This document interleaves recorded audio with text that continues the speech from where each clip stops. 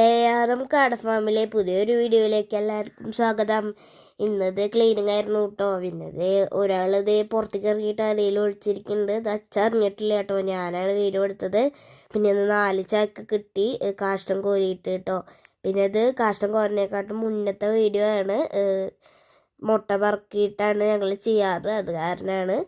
പിന്നെ അത് കഴിഞ്ഞ ദിവസം ഒരു പരിപാടി ഉണ്ടായിരുന്നു വായനശാലയിൽ നെല്ലുവയൽ.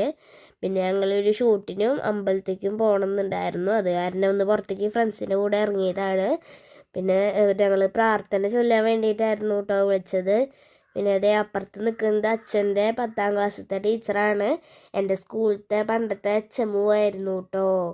പിന്നെ അച്ഛന് ഇഷ്ടമുള്ള ടീച്ചറായിരുന്നു. പിന്നെ ഞങ്ങൾ വേഗം പ്രാർത്ഥനയൊക്കെ ചൊല്ലിയിട്ടോ. അത് നെല്ലുവായി വായനശാലയിലാണ് ഇത് ഞങ്ങളതിനെ വിളിച്ചത്. പിന്നെ അത് ഞങ്ങൾ ക്ഷീണിച്ചിട്ടാണ് വന്നത് കേട്ടോ.